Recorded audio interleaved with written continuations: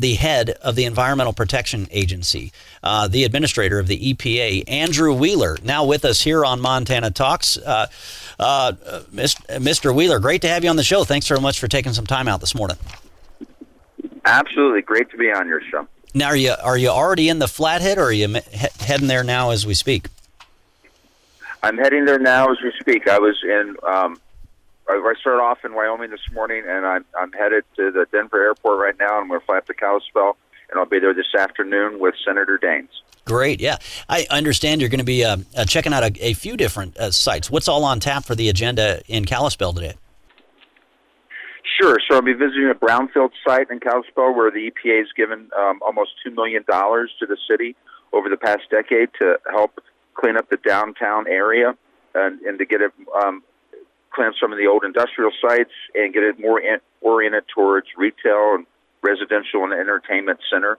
And then I'll be visiting the Montana State University's Northwestern Agriculture Research Center along with the senator, and also touring the Anaconda Aluminum Company Superfund site in Columbia Falls, Montana tomorrow morning. Yeah, and of course that's such a beautiful location there, right before the, right outside the Glacier National Park. Just one of the most beautiful places in the country, right there in the Flathead Valley. So so it's an honor to have you here with us on the show as well. Earlier this week, the big news back in Congress, and then here, one of the big news stories here in Montana as well, was of course the passage of the Great American Outdoors Act, which I think they're referring to as probably the biggest conservation victory in probably 50 years. Of course, that was spearheaded by Senator Steve Daines. President Trump says he's about to sign it. I bring that up just to kind of make the point here that here we are under the Trump administration. We're about to see the biggest conservation victory in 50 years. But the other story that doesn't get a lot of attention is the huge amount of environmental cleanup that this administration's putting a priority on. I guess talk up some Montana specifics, but also put it in perspective from a national front. Sure, and you're absolutely right. This administration has done so much on the environmental side, and Senator Daines should be absolutely applauded by every American for getting the conservation bill through Congress, through the Senate, and to the president's desk. It is the biggest conservation victory in over 50 years. You're absolutely right. But we've also been very aggressive on the environmental side, and we've been working with Senator Daines on the Anaconda and Butte Superfund cleanouts, and we actually have made more progress there over the last 2.5 years than over the last 20 years. And under this administration, under President Trump's leadership, we have reduced air pollution in the country 7% during the Trump administration. By the 7% by the end of last year.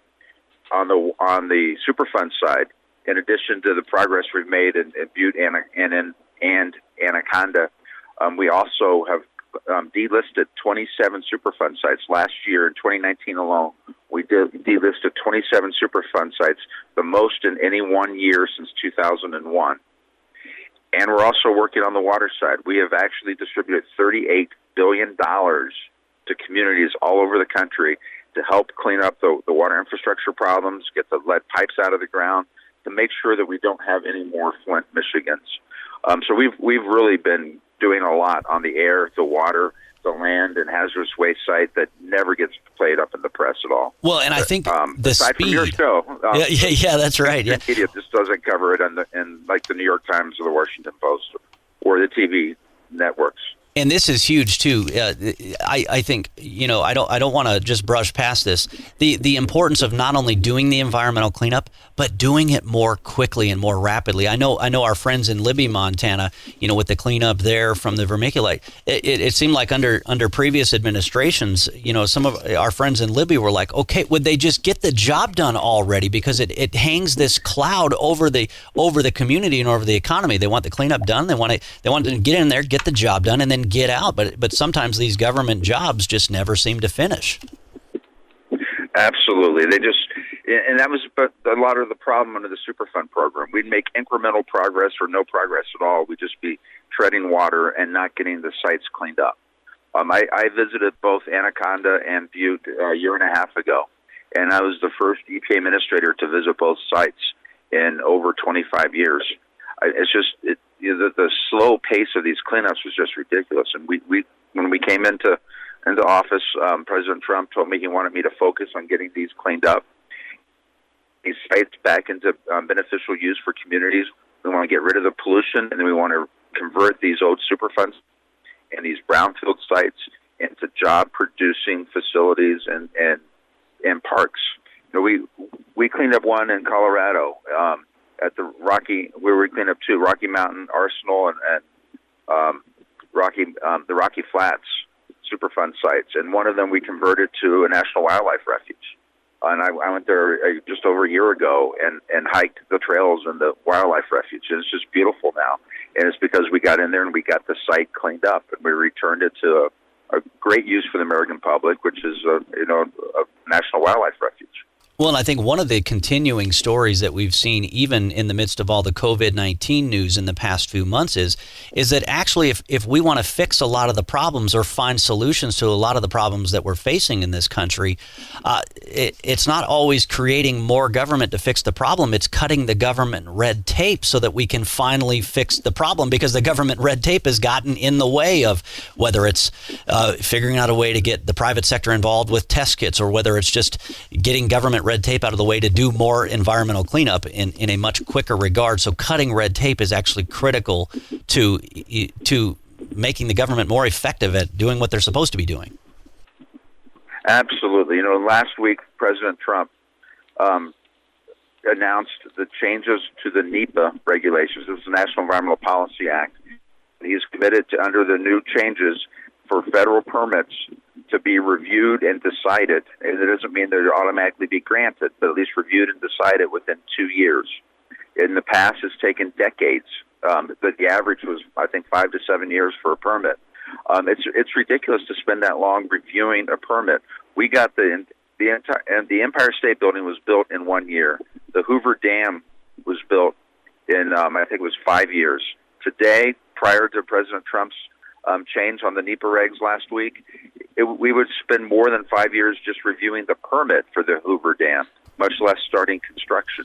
He is an infrastructure president. He knows what it takes to get jobs done, and he knows what it takes to create infrastructure around the country. And that's what the NEPA regs did last week. And we can review every environmental issue within 2 years. Yeah, that's huge. There isn't an environmental review for a permit that we can't get done in 2 years. Well, but the old NEPA was taking sometimes decades. Yeah, and going back to that Great American Outdoors Act that Senator Steve Daines spearheaded in the Senate that passed the House earlier this week that President Trump's going to sign, infrastructure in our national parks is a big part of that, and that's my favorite part of that from a personal perspective. But EPA Administrator Andrew Wheeler here with us on Montana Talks, on his way to Kalispell, Montana, as we speak. About a minute or two to go here. What's the big question that you want to have answered during your visit to Kalispell and Columbia Falls today? I just want to see firsthand how our cleanup efforts are going, and I want to make sure that the community is getting the support that they need from the federal EPA. Well, that's great. All right. Anything else you want to share with our listeners before our break? No, I just want to thank you. And I understand your family homesteaded near the Flat Lake originally. Yeah. I was there a year and a half ago. Visited with the Consolidated Tribes there and the work they're doing on keeping invasive species out of that lake. And it's just a beautiful, beautiful part of the country. We call it God's country for a reason. Well, that's why when those folks back in New York City and in these concrete jungles try to lecture us about the environment, we're like, oh, really? Oh, you want to come out here and protect the very land that we've not only been protecting, but the habitat that we've been improving for decades. And you want to protect the land from us. Like when you guys are in a concrete jungle, it's just so funny. We always get a laugh out of that. EPA Administrator Andrew Wheeler, great to have you in Montana. Thanks so much for taking time out. Good to chat with you. Thank you very much. Great to be on your show.